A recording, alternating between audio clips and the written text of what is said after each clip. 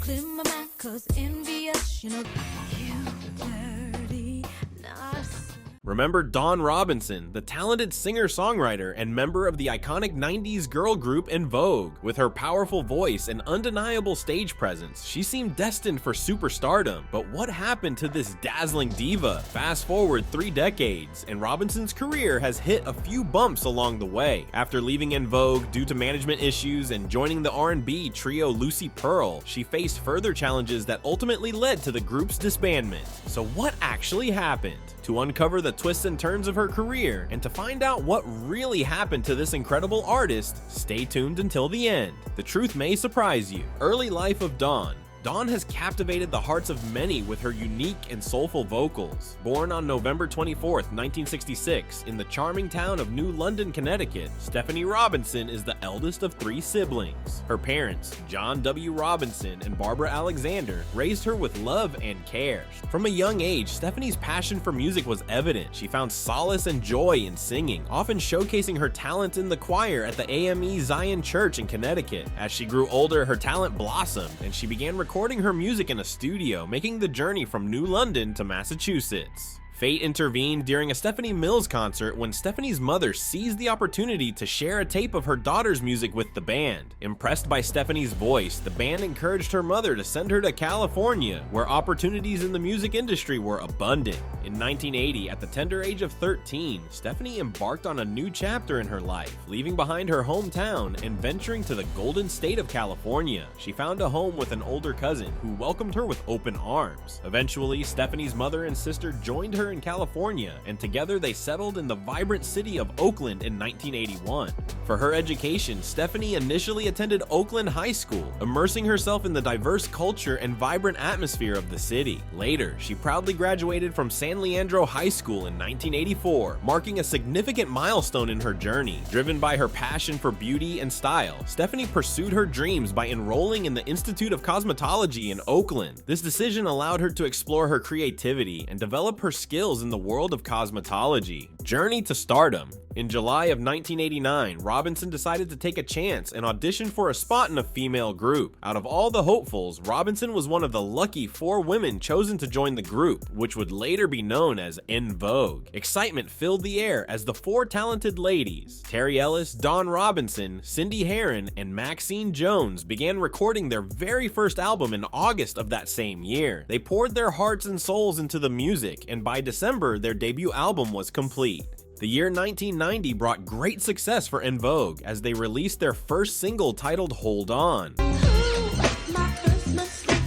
The song quickly climbed the charts and reached the coveted #1 spot. It was a thrilling moment for the group, and they knew they were onto something special. Building on this momentum, En Vogue released their debut album, Born to Sing, which achieved platinum status. Their unique sound and undeniable talent captivated audiences all around. Not content with resting on their laurels, En Vogue continued to push boundaries and explore new musical territories. In 1992, they released their next album, Funky Divas, which also achieved multi-platinum status. Robinson took center stage as she lent her powerful vocals to the album's top charting singles, including My Lovin', You're Never Gonna Get It, giving him something he can feel, and the iconic anthem Free Your Mind.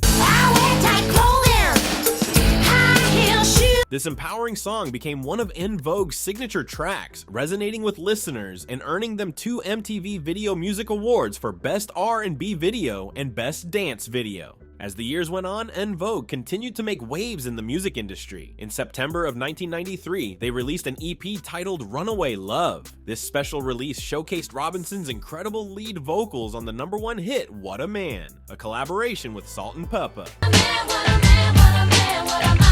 The song was a massive success and also appeared on Salt and Peppa's album, Very Necessary. In 1996, En Vogue had a remarkable moment when they recorded the captivating track Don't Let Go Love, with Robinson taking the lead vocals. This incredible song was featured on the soundtrack of the thrilling motion picture Set It Off. As the autumn breeze swept through, the song soared to the top of the charts worldwide, becoming En Vogue's most successful hit to date. It was an absolute sensation, selling millions of copies and earning the prestigious platinum certification from the RIA. Little did they know, Don't Let Go, Love would also mark the end of an era for En Vogue. Sadly, it would be the last single to feature Robison's mesmerizing voice. However, before bidding farewell, Robison had one final memorable performance with the group. It was in October of that same year when En Vogue took the stage to deliver a breathtaking rendition of the national anthem at Atlanta Fulton County Stadium. This historic moment took place during Game 5 of the 1996 World Series, forever etching their names in the annals of music and sports. Buoyed by the immense commercial success of Don't Let Go,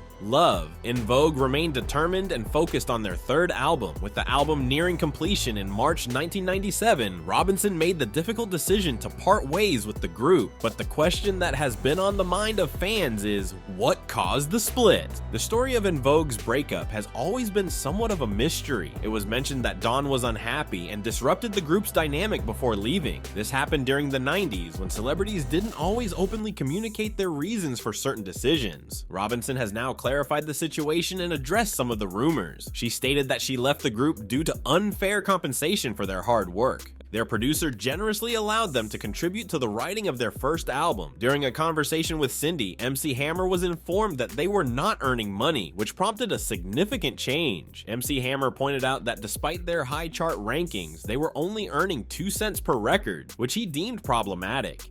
As a result, he financially supported their visit to his attorney upon their return from overseas, covering the expenses for the entire day. He advised them to thoroughly review their contracts and seek clarification from his attorney. Upon discovering that they had met with MC Hammer's lawyer, their producer became extremely angry and refused to accept the situation.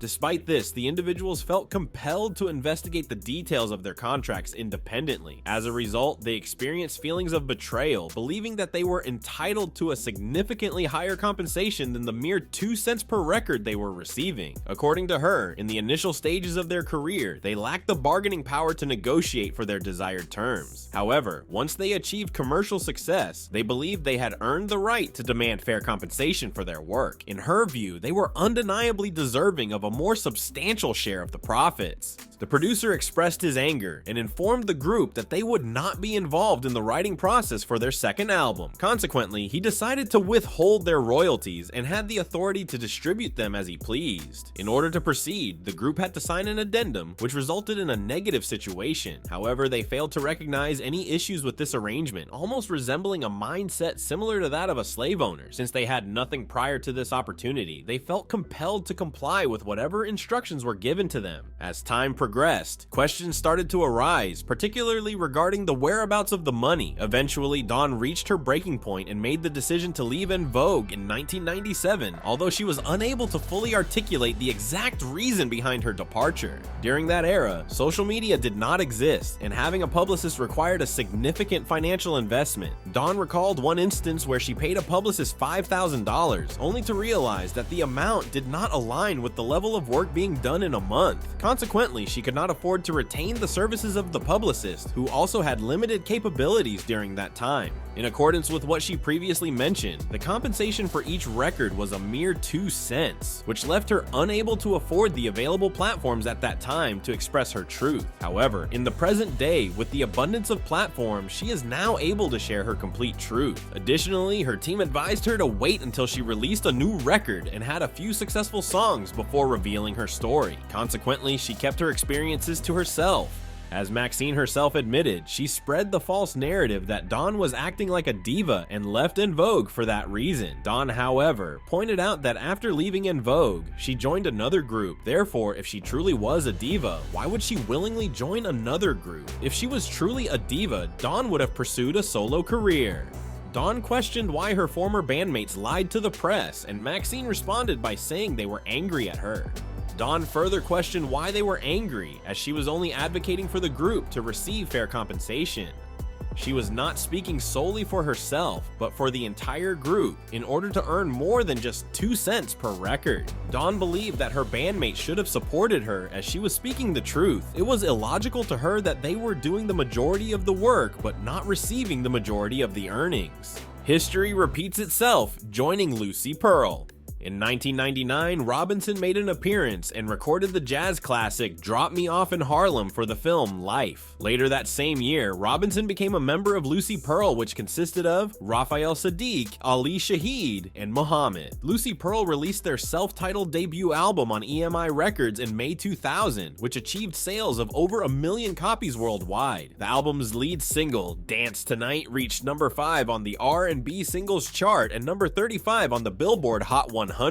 Following the album's release, Lucy Pearl embarked on tours in the United States and internationally, making numerous television appearances on programs such as The Tonight Show with Jay Leno, The Chris Rock Show, and later with Jules Holland. In October 2000, Lucy Pearl released their second single, Don't Mess With My Man, which became the group's most successful single in the UK, reaching number 20 on the UK singles chart and number 14 in France. In the United States, the song achieved similar success to their debut single, Dance Tonight, peaking at number 35 on the Billboard Hot 100. Shortly after the release of their second single, Robison decided to depart from the group due to issues regarding fair compensation. Despite attempts to negotiate a fair agreement with her bandmate Raphael Saadiq, Robison ultimately chose to leave Lucy Pearl. You might think she left on her own, but no, she heard her replacement over the radio, recalling the reason why what happened went down. In a 2019 interview, Robison revealed that she and Raphael have been acquainted since they were both 16 years old. During that time, Saadiq used to be a member of her band in San Francisco. Due to his nervousness, he would sit down in a chair and play the bass, while Robison, feeling overwhelmed by the audience, would turn her back to them. Robison further mentioned that Saadiq displayed a certain degree of jealousy towards her, as music and entertainment writers were more interested in interviewing her.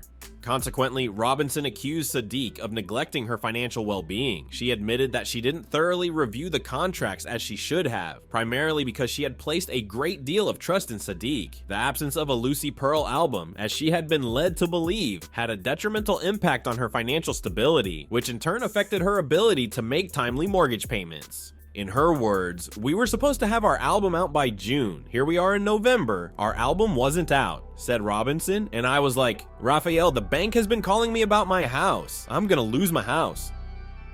And I was telling him prior to that I need money. According to Robison, Saadiq said he would help, but in the end, he didn't come through for her. "I ended up literally losing my house," said Robison. Solo career. In April of 2008, Robison went on a tour and participated in private events, showcasing songs she had previously recorded with En Vogue and Lucy Pearl. Later that same year, Robison rejoined En Vogue and took the stage at the 2008 BET Awards alongside Alicia Keys, SWV, and TLC. The following year, in 2009, Robison joined En Vogue for their 20th anniversary tour. Subsequently, in 2010, all 4 members graced the cover of Jet magazine to promote their reunion tour. However, after the reunion tour, Robison opted out of participating in the new En Vogue album set for release in the fall of 2011 due to failed negotiations. On September 26, 2011, Ellis, Jones, and Heron, excluding Robison, unveiled their new single I'll Cry Later from their upcoming album scheduled for a December launch. The discussions surrounding the album release led to Robison's departure from En Vogue, a decision that was disclosed by Jones on Access Hollywood almost a year later, on October 17, 2012. Robison and Jones addressed the contractual disputes and inadequate management of En Vogue during the interview. Dawn was the first one that yelled about it. This is not cool, something is wrong, we have to do something. In October 2012, a thrilling event unfolded when Dawn and Maxine Jones made a special appearance on Access Hollywood. The purpose of their appearance was to make a groundbreaking announcement. They were joining forces to create a brand new girl group called Heirs to the Throne. This news sent shockwaves through the entertainment industry, leaving fans and enthusiasts eagerly awaiting the group's debut. To solidify their presence in the music scene, the dynamic duo wasted no time. They swiftly launched their very own website, Twitter account, and Facebook page for Heirs to the Throne. These platforms became the hub of excitement and anticipation as fans flocked to connect with the upcoming sensation. The journey of heirs to the throne was not limited to the virtual world alone. Dawn and Maxine took their talents to various venues, gracing the stage with their mesmerizing performances. Their harmonious voices and captivating stage presence left audiences in awe, further fueling the buzz surrounding the group. However, as time went on, the path of Dawn and Maxine diverged. In the following year, they parted ways, each pursuing their own musical endeavors. Maxine embarked on a new venture by forming her very own group, aptly named En Vogue to the max. Maxine Jones faced legal action from her former group mates, Cindy Herron and Terry Ellis. They alleged that Maxine's use of the En Vogue name in her new group caused significant harm to the original brand. Seeking justice, Cindy and Terry demanded a staggering $1 million in damages. However, during the trial, Cindy and Terry struggled to provide concrete evidence of the harm inflicted upon the company by Maxine's actions. Despite their efforts, they were unable to demonstrate the detrimental impact caused by Maxine's use of the En Vogue name. In a surprising turn of events, Robison appeared as a witness during the trial. She clarified that although she was involved in the proceedings, she had relinquished her rights to use the name when she departed from the LLC years earlier. This revelation highlighted the complexity of the dispute as Robison distanced herself from the direct involvement in the legal battle. The R&B Divas. In 2013, Robison made her debut on the hit reality show R&B Divas, Los Angeles. The show, which premiered on TV One on July 10, 2013, follows the lives of several R&B singers, including Robison, Lil Mo, Shantae Moore, Kelly Price, Claudette Ortiz, and Michelle, as they navigate the challenges of their music careers and personal lives. This spin-off of R&B Divas, Atlanta quickly became a fan favorite. During her time on the show, Robison introduced everyone to her celebrity boyfriend Christopher Niels Connolly, adding an extra layer of excitement to the series. However, when the reunion episode was filmed on August 6, 2013, Robison decided not to participate. The reunion, hosted by the fabulous Wendy Williams, was filled with drama and surprises, but Robison's absence left fans wondering about her future on the show. It turns out that Robison had other plans in mind. She declined her option to appear in the second season of R&B Divas, Los Angeles, leaving fans disappointed but also intrigued. Rumors started swirling that Bravo, another popular network, was interested in giving Robison and Connolly their own reality show. The possibility of seeing more of their glamorous and eventful lives had fans buzzing with anticipation. But did she just leave the show because she wanted to? What you don't know is that behind the scenes, there was drama brewing. In line with the typical nature of reality shows, it is widely acknowledged among television networks that the inclusion of controversial elements leads to higher ratings. The success of TV One's popular show R&B Divas Atlanta prompted the network to proceed with a spin-off in Los Angeles. However, if one followed the show, it is evident that R&B Divas LA is not devoid of drama. Both cast members Dawn Robison and Kelly Price expressed their dissatisfaction with the way the show unfolded during its initial season. In various interviews, they attributed the creation of the drama to the producers, who were evidently desperate for ratings. Nevertheless, it is worth noting that Kelly Price emerges as the season's primary antagonist, although she asserts that her actions were merely in accordance with the producers' requests. Interestingly, the first part of the reunion episode was aired, but Dawn Robison was notably absent. Taking to her Twitter account, Dawn explained to her supporters the reasons behind her decision to forgo attending the reunion. She conveyed her thoughts through a series of tweets. Tweeties, most of you already heard that I did not do the reunion, lol. People act like I missed the second coming of Christ, lol. I didn't do it because I don't do buffoonery. I get enough of that here on my page every day. Thanks for understanding. Deets coming soon. Afterward, she took to Twitter to inform her fans that she would not be coming back for the second season of R&B Divas LA. In my 23 years of being an entertainer, I have never seen this kind of evil, so I'm really cool on season 2. Shockingly, Dre Allen, the former husband of Dawn, claims that she was terminated from the show and instructed not to attend the reunion by TV One. This action was taken as Dre was preparing to file a lawsuit against the network for defamation. In a Facebook post, Dre asserts that Dawn falsely accused him of abuse, leading the network to sever its association with her in order to avoid the impending legal action.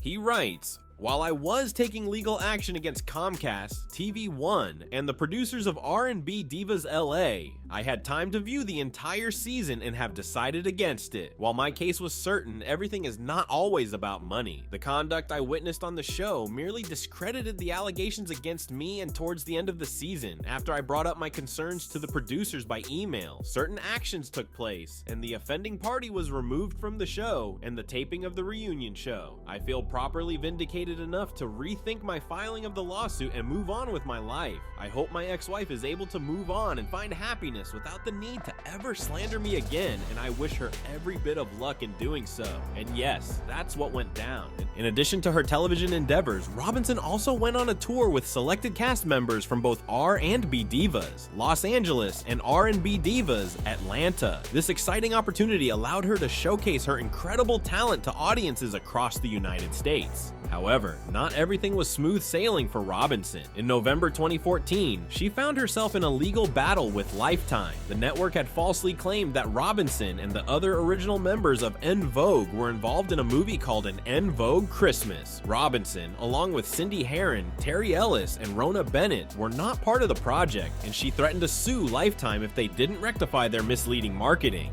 Despite the ups and downs, Robison remained focused on her music career. In 2017, she revealed in an interview with Hollywood correspondent Noreen Laney that she was working on a new album. Fans eagerly awaited its release, but unfortunately a specific date was not confirmed. In October 2019, Robison joined forces with En Vogue once again to deliver a captivating on-stage performance, paying tribute to the esteemed music industry executive Sylvia Rhone at the City of Hope Gala 2019. This momentous occasion marked the inaugural reunion of all 5 members, creating an unforgettable experience for both the performers and the audience. Later in the same year, Robison and Maxine Jones went on a tour under the collective name The Funky Divas, showcasing their exceptional talent and captivating the hearts of their fans. Meanwhile, let's talk about Dawn's mesmerizing voice. Dawn Robison's voice. The words will never hurt me 'cause I let it. Robison possesses a vocal range that covers 2 octaves and 5 notes, showcasing her abilities as a dynamic lyric soprano. Within the group En Vogue, she was often recognized for harmonizing the highest parts of their songs. Her lowest recorded note was an E3 in the song Don't Let Go, Love, while her highest note was a C6 in the track Part of Me from their Born to Sing album, where she sang in harmony. In most harmonizing instances, Robison alternated as the first soprano with Cindy Herron, except on the Born to Sing album where Terry Ellis took on most of the higher notes in their harmony, including Hold On. Dawn was distinguished as the member with a rock voice in the group, characterized by a raspy yet smooth sound. Despite being credited for her pitch-perfect accuracy by her group members, her departure left a noticeable gap in the group's sound, given her unique commanding chest range. She also took the lead vocals on some of their biggest hits, such as What a Man, Don't Let Go, Love, Giving Him Something He Can Feel, and the lead verse vocals on their iconic song, My Lovin', You're Never Gonna Get It. Her personal life. Robison was previously married to Andre Dre Allen from May 24, 2003 until 2010, but the marriage did not result in any children. In 2012, Robison publicly talked about her romantic involvement with Christopher Nils Connolly, a former international soccer player, UK fashion icon, and BMG recording artist. On her reality show R&B Divas LA, Robison expressed her desire to have a family with Connolly. However, during an interview with Fubar Radio in July 2017, Robison revealed that their relationship had ended. So what do you think about the life and career of Dawn Robison? Please leave a comment below and follow us for more. Thanks for watching.